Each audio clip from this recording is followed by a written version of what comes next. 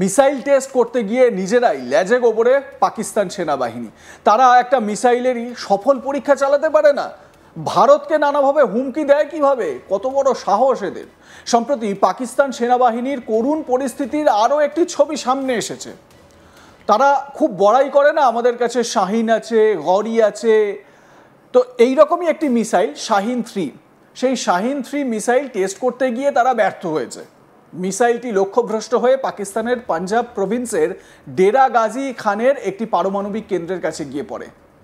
এর ধ্বংসাবশেষ বালুচিস্তানের ডেরা বুকতি জেলায় পড়ে।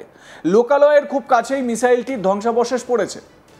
একটু এদিক ওদিক হলে বড় ধরনের দুর্ঘটনা ঘটে যেতে পারত, আমেরিকাও টলে যেতে পারত এতে। এই ঘটনা কেবল পাকিস্তানের সামরিক সক্ষমতা নিয়েই প্রশ্ন তোলেনি, বরং বালুচিস্তানের জনগণের নিরাপত্তা নিয়েও ঝুঁকির মধ্যে ফেলেছে। 2025 সালের 22শে জুলাই এই দুর্ঘটনার পর পাকিস্তান সেনাবাহিনী ওই এলাকার ইন্টারনেট বন্ধ করে দেয়। সে তো করবেই, যাতে এই অপকর্ম ছড়িয়ে না পড়ে। মিডিয়ায় সম্প্রচার বন্ধ করে দেয়, সাধারণ মানুষকে ঘরে থাকতে বলে। শাহিন-3 মিসাইল কি এবার সেটা আপনাদের বলবো, তবে তার আগে এই যে কাণ্ডটা তারা করেছে, এই যে রায়তা যে তারা ছড়িয়েছে, সেটা একবার দেখুন ভালো করে। মিসাইল টেস্ট করতে গিয়ে লেজে গোবরে হয়ে গেছে পাকিস্তান সেনাবাহিনী। এই হচ্ছে মিসাইলের অবস্থা। ওই একটা কথায় আছে না, বাঁদরের গলায় মুক্তোর মালা, পাকিস্তানের হয়েছে সেই অবস্থা।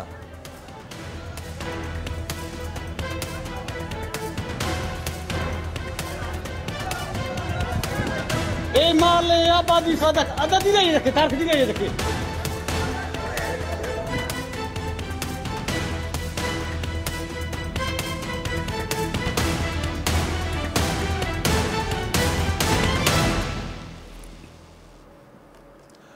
এবারে আপনাদের বলি শাহিন-3 সম্পর্কে কিছু কথা। শাহিন-3 পাকিস্তানের সবচেয়ে শক্তিশালী মিসাইলগুলোর মধ্যে একটি।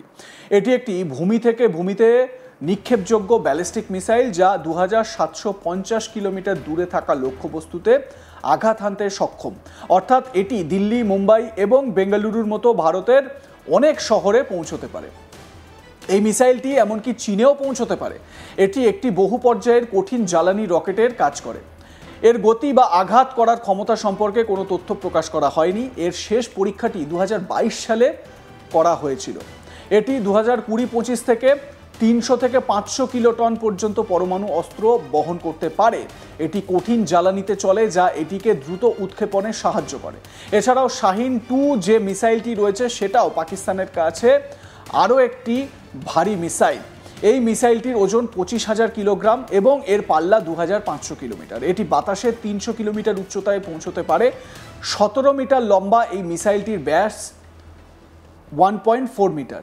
এটি প্রচলিত উচ্চ তীব্রতা বিস্ফোরক বা পারমাণবিক অস্ত্র দিয়ে সজ্জিত হতে পারে। এর গতি সম্পর্কে এখনও কোনো তথ্য প্রকাশ করা হয়নি। পাকিস্তান 2000 সালে চীনের প্রযুক্তিগত সহায়তায় শাহিন-3 মিসাইল তৈরি করেছিল। পাকিস্তান এটিকে তার প্রতিরক্ষা কৌশলের একটি অংশ বলে মনে করে। বিশেষ করে ভারতের সামরিক শক্তির জবাব দেওয়ার জন্য তারা এটাকে রেডি করে রেখেছে। কিন্তু বারবার পরীক্ষামূলক ব্যর্থতা এবং নির্ভরযোগ্যতা নিয়ে প্রশ্ন উঠে যাচ্ছে। এবারে ওই যে বললাম বাঁদরের গলায় মুক্তোর মালা, এই শাহিন-3 নিক্ষেপ করলো পাকিস্তান ভারতের উদ্দেশ্যে, হয়তো সেটা গেল, কিন্তু তারপর ঘুরে এসে পাকিস্তানের মাটিতেই ব্লাস্টটা করলো। ঘটনা এই রকমই ঘটবে, কারণ পাকিস্তানে যে সমস্ত গণ্ডমূর্খরা কাজ করে তারা বেশি দূর এগোতে পারে না। যে রায়তাটা তারা ছড়িয়েছে, আরও একবার দেখুন কি কাণ্ডখানাই তারা করেছে। পাকিস্তান নিজের ঘরেই মিসাইল টেস্ট করতে গিয়ে নিজের লোকেদেরই মেরে ফেলছিল প্রায়। দেখুন, মালে আবাদি সাদাক আদা দিলাই রাখে, তার দিলাই রাখে।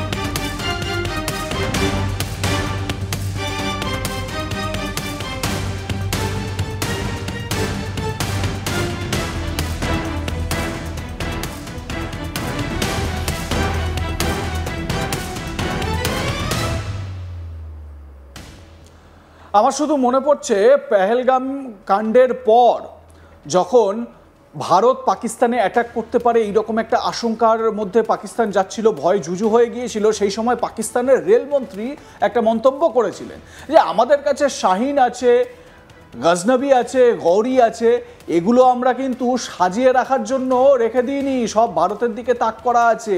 ঠিকই বলেছিলেন, সাজিয়ে রাখার জন্য তারা রাখেননি, তারা নিজেদের দেশে নিজেদের লোকের ওপরেই সেটাকে অ্যাপ্লাই করার জন্য রেখেছে। এই ঘটনা তার প্রমাণ। 22শে জুলাই পাকিস্তান ডেরা গাজী খানের রাখি এলাকা থেকে শাহিন 3 মিসাইল উৎক্ষেপণ করা হয়, কিন্তু মিসাইলটি তার লক্ষ্যবস্তু থেকে বিচ্যুত হয়। এটি বালুচিস্তানের ডেরা বুক্তি জেলার ম্যাট এলাকায় পড়ে। এই স্থানটি লোকালয় থেকে মাত্র 500 মিটার দূরে ছিল। লুপ সেহরানি লেভি স্টেশনের কাছে গ্রাপ্রান উপত্যকায় ধ্বংসাবশেষ পড়ে, যার জেরে বড় বিস্ফোরণ হয়। বিস্ফোরণ এতটাই শক্তিশালী ছিল যে বালুচিস্তান এবং খাইবার পাখতুনখোয়ায় 20 থেকে 50 কিলোমিটার দূর পর্যন্ত এর শব্দ শোনা গিয়েছিল। সেনাবাহিনী দ্রুত ওই এলাকায় ইন্টারনেট বন্ধ করে দেয়, মিডিয়ায় সম্প্রচার ব্লক করে দেয় এবং মানুষকে ঘরে থাকতে বলে।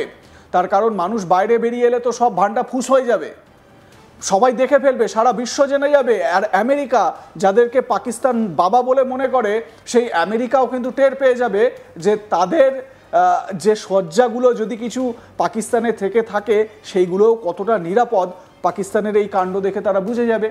ডেরা গাজী খান পাকিস্তানের বৃহত্তম পরমাণু কেন্দ্র। এখানে ইউরেনিয়াম সংরক্ষণ এবং প্রক্রিয়াজাত করা হয়।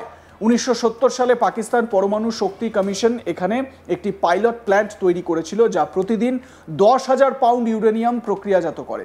যদি মিসাইলটি এই কেন্দ্রের উপর পড়তো তাহলে এটি একটি বড় দুর্ঘটনা ঘটতে পারত। আর পাকিস্তান যাবতীয় মিসাইল টেস্ট, যেমন পারমাণবিক পরীক্ষাও বালুচিস্তানে করে থাকে, যার ফলে এখানকার জনগণ ঝুঁকির মধ্যে পড়েন। তারা 1998 সালের চাগাইতে পারমাণবিক পরীক্ষার কথা উল্লেখ করে, যেখানে তারা বলে যে এখনও ক্যান্সার এবং চর্মরোগের প্রকোপ রয়েছে।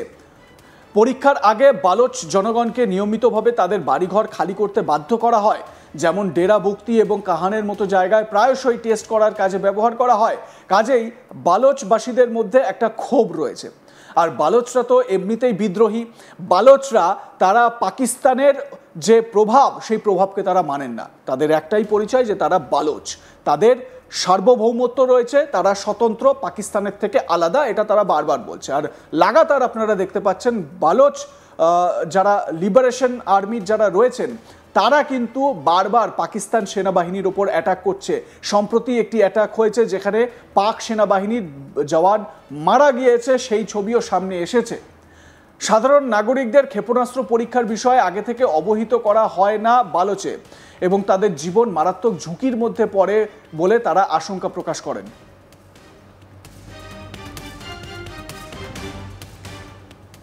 লাইক, কমেন্ট, শেয়ার করতে ভুলবেন না। দেখতে থাকুন আজ তাক বাংলা। সাবস্ক্রাইব করুন আমাদের ইউটিউব চ্যানেলটি, বেল আইকন প্রেস করুন নোটিফিকেশন পেতে।